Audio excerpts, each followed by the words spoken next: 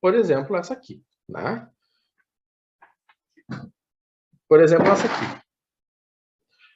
O que essa flecha aqui ela está indicando? Ela está indicando o quê?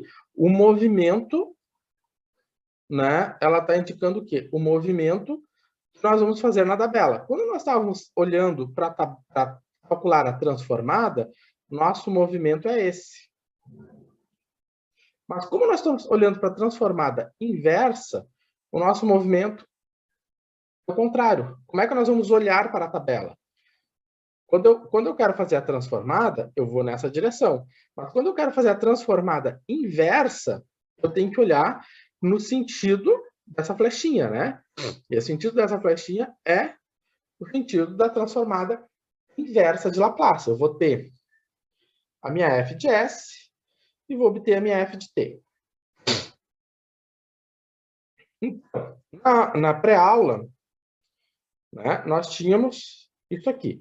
Se f de t, né, é tal, a transformada da f de t é igual a f de s, e a f de s é isso aqui, então, quem é a f de t? Para resolver isso, para responder isso, a gente tem que olhar para a tabela da transformada de Laplace. Então, vou olhar para a A4. Tabela A4.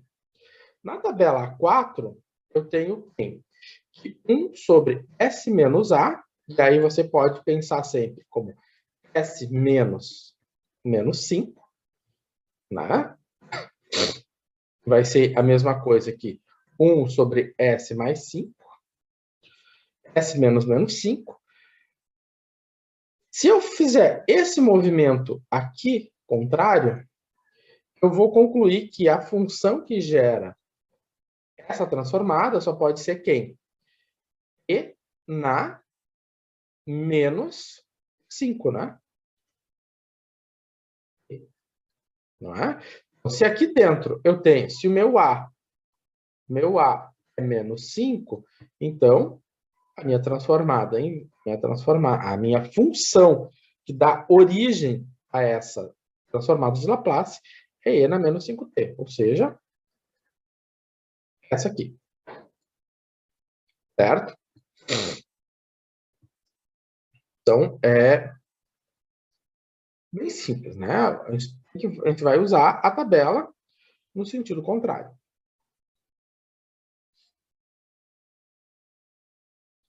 Né? Usando a tabela no sentido contrário. Então, usando a tabela no sentido contrário, é E na menos 5t.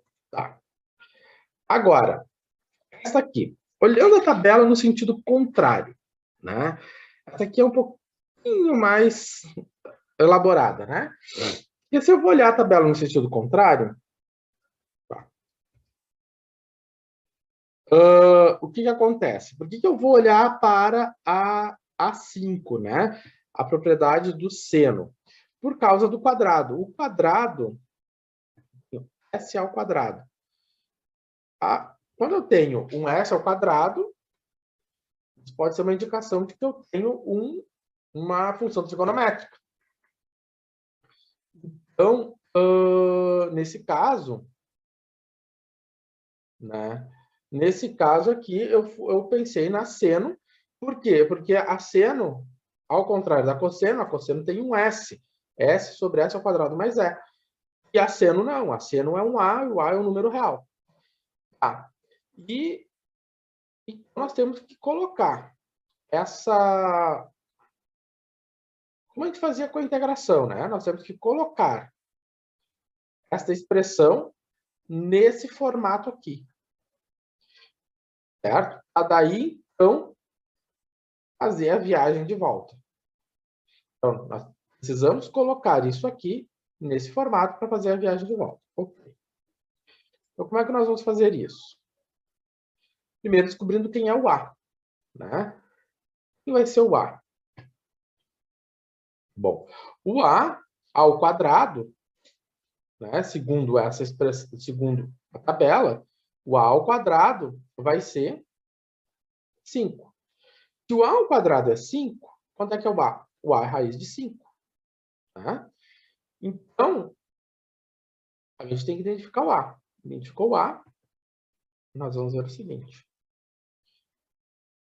E o A, então, é raiz de 5. Então, mas como eu vou fazer para ter o A aqui em cima? Porque aqui em cima tem 1. Aqui é 1, não é a raiz de 5. Então, eu vou colocar uma raiz de 5 aqui.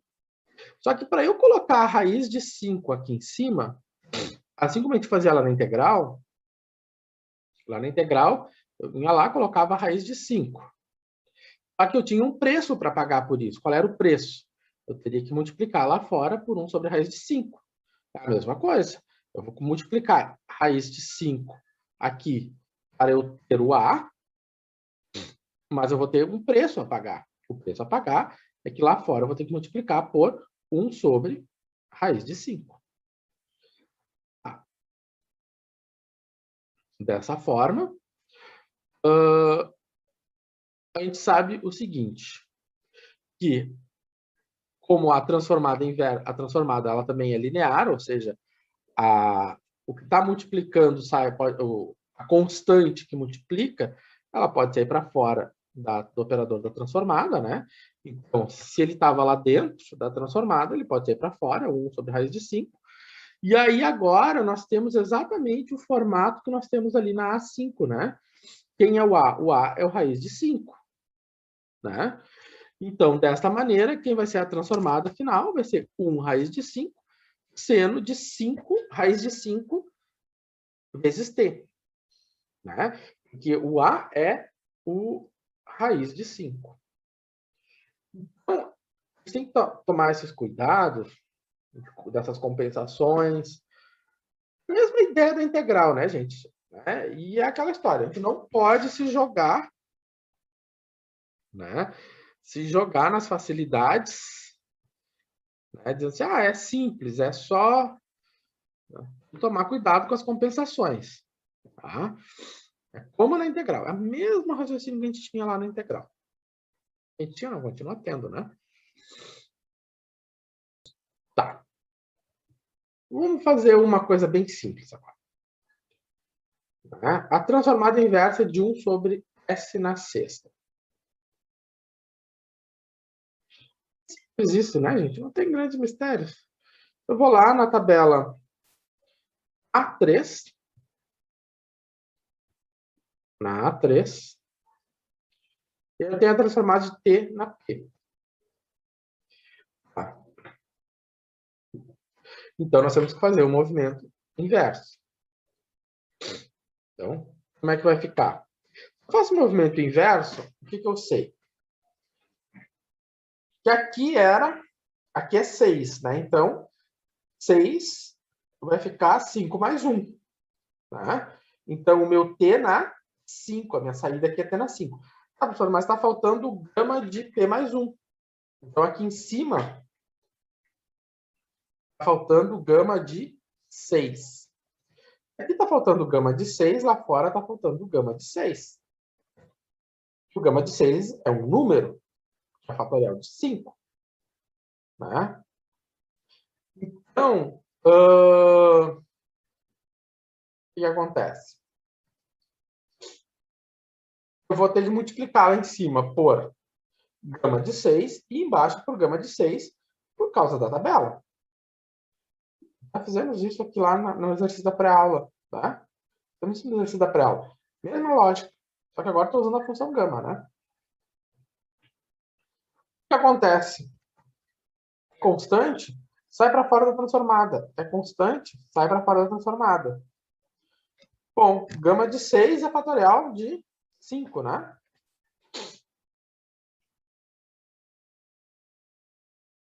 Gama de 6 é fatorial de 5? Não está errado isso aqui, né? O fatorial de 5 é 120, né? Então, eu vou arrumar isso aqui.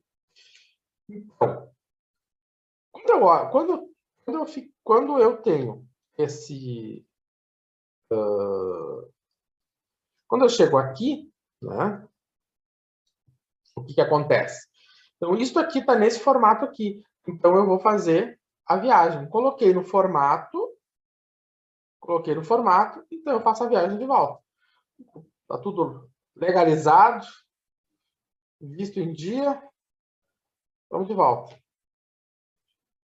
Então, o meu P é 5, né? Porque aqui é 5 mais 1, vai ficar T de T na 5, né? Então, isso aqui tudo deu T na 5. O gama de 6 é 6 menos 1 fatorial, né? Ali está errado. É 5 fatorial é 120. Certo? Então, eu vou arrumar isso. Não é um exercício de outro planeta, né? Mas vocês têm que estar ligados nessa compensação. Aqui coisa para vocês. Nada é assim, diretão, né? Nada é diretão. Antigamente tinha o diretão Elizabeth, né? O professor às vezes pegava o diretão Elizabeth para chegar ali na FTech e o professor dormia, acordava, dormia de novo, sonhava. Uma hora depois, ele conseguia descer ali, né? Então, é tipo isso, sabe? Né? Pensa que está fazendo uma coisa mega diretona, mas não. E quem for no diretão, vai direto. Quem achar que o diretão vai levar rapidinho, se engana muito fácil, certo? Bom, pessoal, então estamos terminando a segunda live. Então, já 8h30, por favor. 20 para as 9, voltaremos. Até daqui a pouco. Vamos salvar isso.